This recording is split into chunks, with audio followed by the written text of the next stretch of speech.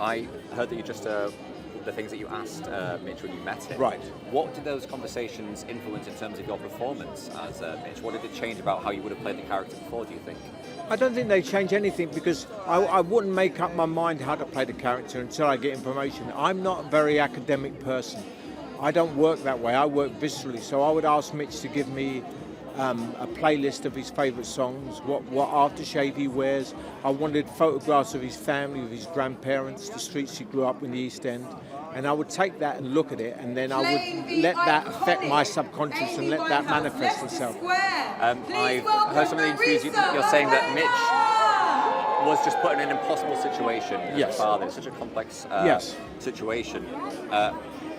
How did you want to kind of present that on the screen? How do you try to convey to the audience how much of a quandary Mitch is in? Well, it's in the script. I mean, when I had a friend of mine who worked with Amy in the music business, and I asked him, when I knew that they were going to ask me to play Mitch, I asked him what his opinion of Mitch was, and he said that he was a loving father, but he was in an impossible situation. He had a daughter who was an addict, but also the most famous woman in the world. She was a multi-millionaire. Every drug dealer in London was trying to give her drugs. So he was trying to keep her alive, and that's the hardest thing. It's an impossible situation. I don't know if I would have done any better. I think too many people make judgments because social media is an easy place to make judgment. I wouldn't have done it. You don't know what you would have done in that situation. I think it was a perfect storm, and I think the family did the best they could.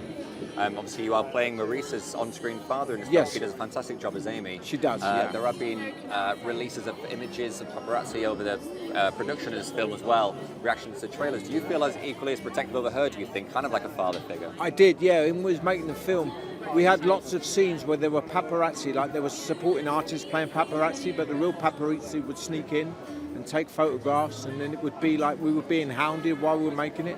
It was very similar to the situation with Mitch and Amy. And as an actor, as a fellow actor, I felt very protective of her anyway because it's a collaborative art form. So, I just wanted to help her as much as I could. What do you think the shots that we see about you guys filming in Soho, around London, did that add a level of authenticity to the story which was needed for this film? Yeah, definitely. I mean, London is one of the characters of the story, and I think you couldn't avoid that. You had to do it. You had to go out there and do it, and take all the crap that was coming your way, just like Mitch and Amy suffered.